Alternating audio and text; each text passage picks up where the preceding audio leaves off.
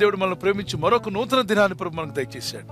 అనుదినము దేవుని వాగ్దానాలు ధ్యానిస్తున్న మనము ఈ దినం మరొక వాగ్దానాన్ని తీసుకుని ధ్యానం చేసుకుందాం.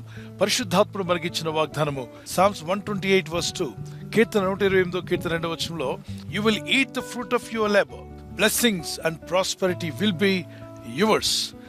నిశ్చయముగా నీవు నీ చేతుల కష్టార్జితము అనుభవించదవు. ఎవరి జీవితంలో దేవుడు ఇలాంటి ఆశీర్వాదాన్ని ఇచ్చాడు? యోబు గ్రంథం 1వ అధ్యాయంలో 8, 9, 10 వచనాల్లో, అతని చేతుల కష్టార్జితం నీవు ఆశీర్వదిస్తున్నావు గనుక అతడు గొప్పవాడయ్యాడని సాతానుడు సాక్ష్యం ఇస్తున్నాడు. దేవుని ముందు నిలబడి అంటాడు, అతను అంత గొప్పవాడు ఎందుకయ్యాడు? యోబు మొదట్లో కొద్దివాడే కదా, మహా అభివృద్ధి పొందుకున్నాడు. ఎలా అభివృద్ధి పొందాడు అంటే, దేవునితో అంటున్నాడు, ఓ దేవా, నీవు అతని చేతుల కష్టార్జితం అంటే ఆ భక్తుని చేతుల కష్టార్జితం నువ్వు ఆశీర్వదించావు. దీవించుచుండుట చేత అతని ఆస్తి దేశంలో గొప్పదైంది.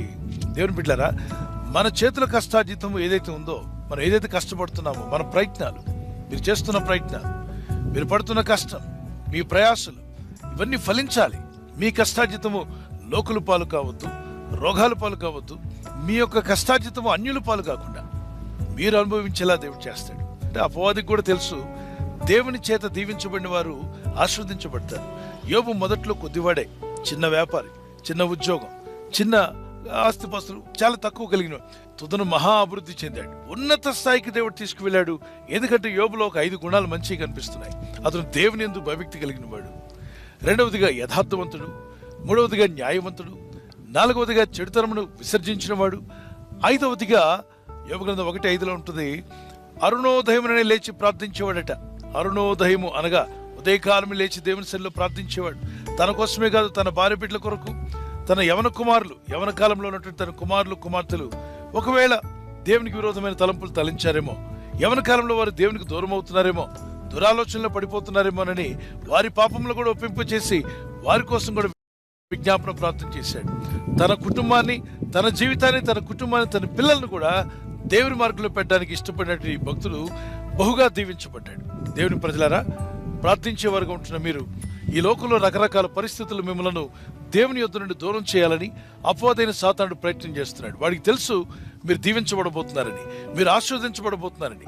ఈ భక్తి, ఈ ప్రార్థన కొనసాగితే ఖచ్చితంగా ఆశీర్వాదాలు మీ మీదకి రాబోతున్నాయని తెలిసిన అపవాది మిమ్మల్ని భక్తి లేని వారిగా చేయడానికి మీ పరిస్థితులు మీకు చూపిస్తూ ఉంటాడు. నువ్వు ప్రార్థన చేస్తున్నావుగా, నీకు ఇంకా శోధన ఎందుకు ఉంది? నువ్వు ప్రార్థిస్తున్నావుగా, ఆ శోధన నీకు ఎందుకు రావాలి? నువ్వు ప్రార్థిస్తున్నావుగా, ఈ శ్రమలు నీకు ఎందుకు రావాలి అని మన సమస్యలు, చిన్న చిన్న సమస్యలు మానవులు అన్నాక సహజంగా ఉంటాయి. అయితే అపవాది నీకున్న రోగాన్నో, నీకున్న సమస్యనో, ఆర్థిక ఇబ్బందుల్లో మీకు చూపించి అవి పెద్ద మౌంటైన్లా చూపిస్తాడు. మీరు చూసే ఉంటారు, చిన్న ఎర్రచీమలను భూతత్వంలో చూసామనుకోండి, ఏనుగంత కనబడుతుంది. ఆ భూతత్వం నుండి తీసి మనం చూస్తే మ్యాగ్నిఫైయింగ్ గ్లాసెస్ పక్కన పెడితే చిన్నగా కనిపిస్తుంది. చిన్న చీమే, కానీ అది మ్యాగ్నిఫైయింగ్ గ్లాసులో చూసినప్పుడు చాలా పెద్దగా ఏనుగంత కనిపిస్తుంది.